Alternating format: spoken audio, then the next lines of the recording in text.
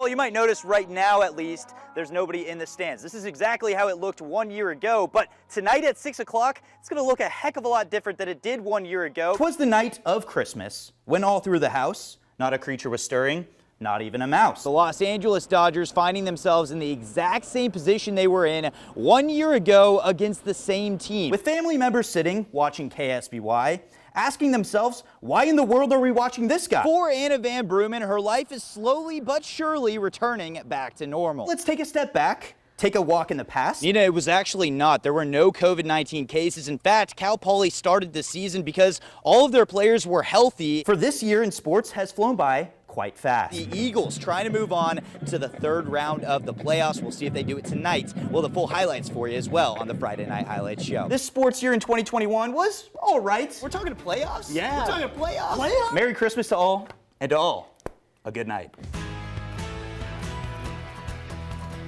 We've waited 2 years to truly get back out on the field. A clean 2019 season for high school football would hand off to one of the darkest years in recent memory in 2020, and the rest is history. Welcome to the first week of the playoffs on Friday Night Highlights. I'm Dusty Baker, and the high school football regular season brought us many highs from across the Central Coast, but tonight, all of that is in the past. Let's just say this entire game felt like it was an endless circle. I don't even know if Deja Vu by Olivia Rodrigo can explain how this feels. Well, if you're a baseball fan, you probably pay pretty close attention to the happenings surrounding the trade deadline, and you have Jeff Passan, you have Ken Rosenthal, and of course you have Dusty Baker Twitter alerts, right? Every year it's the same story with this team, tons of talent, an inevitable playoff run, incredible fight, and also plenty of drama. Team USA has fared relatively well so far in Japan, but they do not find themselves at the top at the moment. So let's go to the action out there in Tokyo. Men's basketball, USA taking on Czech Republic. First quarter action. You may not remember this, but Damian Lillard part of the squad, and he hits the three from deep, and he drops that on the Czech Republic. USA at that time trailing by 3, but second quarter, Kevin Durant makes history, shooting the triple from the wing and sinking it in to pass Carmelo Anthony. The Cal Poly Mustangs last home game March 13th of this year against Southern Utah. That's right, they had the abbreviated season, but their last home game with fans November 16th of 2019 against Eastern Washington. Remember, Eastern Washington former head coach Bo Baldwin, this is his first time in front of a crowd, but first sticking the landing on the flyover. They did it right there. That was beautifully done. I could never do that. Cal Poly entering their home matchup against South Dakota. Let's go to the action. First quarter action, and it's South Dakota with the ball, opening drive, opening possession. Mike Mansoray here, 13 yards to the end zone. Just like that, 7-0 in favor of the Coyotes. They weren't done there. Carson Camp on his next drive hits Carter Bell in stride. 54 big ones to the house. It's 14-0. Cal Poly's got their work cut out for them, but Kalik Paulette here airs this one out. He hits his man Michael Roth. Roth shakes off a tackler. Down the sideline he goes, tripped up at the 20-yard line. That will set up one of the more unique plays you'll see from Paulette today.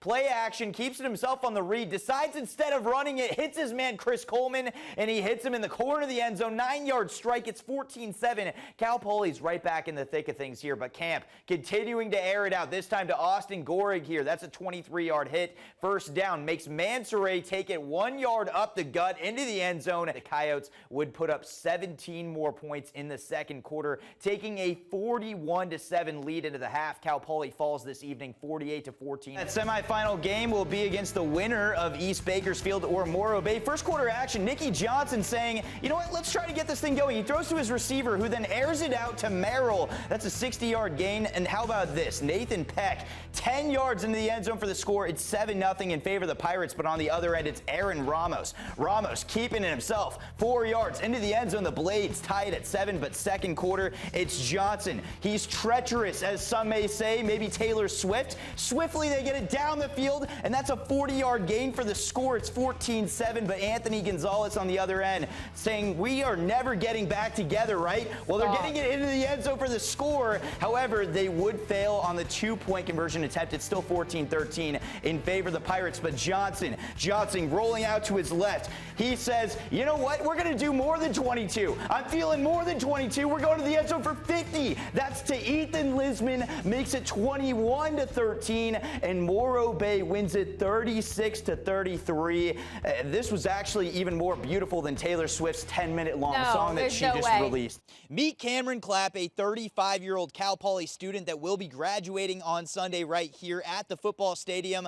But one way or another, he's found the most unique path to get here by getting hit by a train 20 years ago and losing 3 limbs. This is unimaginable.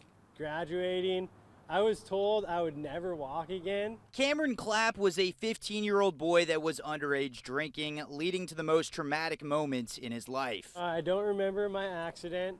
It's probably a good thing because I'm sure it was pretty painful. But man, it was such a transformation. He lost both of his legs above the knee, lost an arm at the shoulder. Like, really tragic situation. Against all odds, Cameron battled back. I'm totally independent.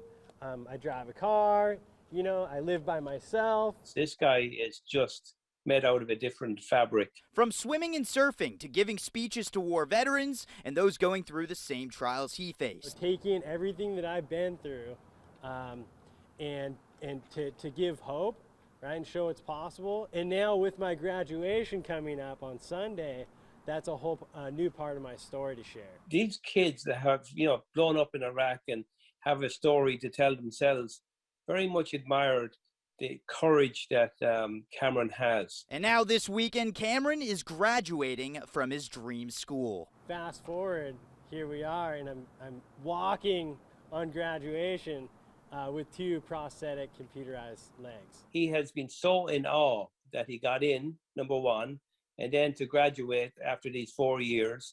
He really made a big commitment to make it happen. Clapp lived through the improbable, and now the impossible has happened. And I'm just so proud of him. My life today is a miracle.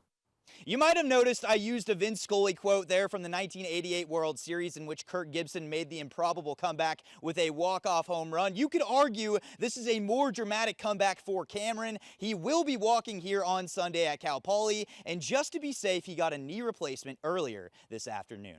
Reporting at Cal Poly, Dusty Baker, KSBY News. The only thing that stands between these two cities is, well, the Central Coast. So I decided to go out and find out who on the Central Coast is polling for either the 49ers or the Rams on Sunday night. Okay, so I'm out here in Pismo Beach, and my assumption is that we are split, considering we're right in the middle between San Francisco and Los Angeles, the battle of the 49ers and the Rams. But the real question is my assumption actually a reality? Are you a Rams fan? No, I'm not. You're not a Rams fan? No, Who are you I'm rooting not. for tomorrow? I actually am rooting for the Rams because I don't like the 49ers. I want the Rams, so they'll be the home team, second home team to win, correct? Correct. Go I'm going Rams! to say the Rams. What's the reason behind that? I just think they got a better offense. I don't know. They're playing really well right now. They're peaking. I think that the Rams have more firepower. I have a guess as to who you're rooting for tomorrow, but take me through who you're pulling for.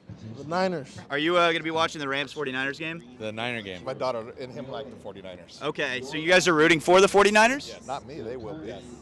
What's the expectation tomorrow? They're going to win. What's the final score going to be? They're going to win. 28-21. It's probably going to be a low-scoring game. 27-24 Rams. As a Chiefs fan, who would you rather face in the Super Bowl? Probably the 49ers. What's your message to the Central Coast 49ers fans specifically? Oh my gosh. Just don't give up on them. They're going to make it. Look how far they've come. Because we're better. Niners! While driving around Pismo Beach, I stumbled upon the house with the helmets on the hill. I've been a Ram fan since 1966 and still a Ram fan. Back to the fearsome foursome, so I'm still with them.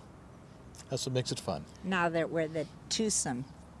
Awesome twosome. Terry Franco and Carlos Rodriguez have been together for 28 years. I remember the first time I made my bet when I first met her 28 years ago.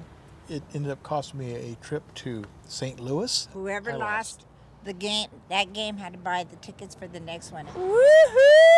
I won again! But Sunday evening, only one helmet will stand in front of a house divided. If the Rams win, you will only see the Ram helmet. I won't feel bad because the Rams, it's their new stadium. I feel sorry for people sometimes, and I really feel sorry for the Rams. So after talking to all of these people, my confirmation is I still don't really know if we're split. I have no idea, but I do know that tomorrow we will know one of these two teams, the 49ers or the Rams, will make it to the Super Bowl, which will be airing right here on KSBY.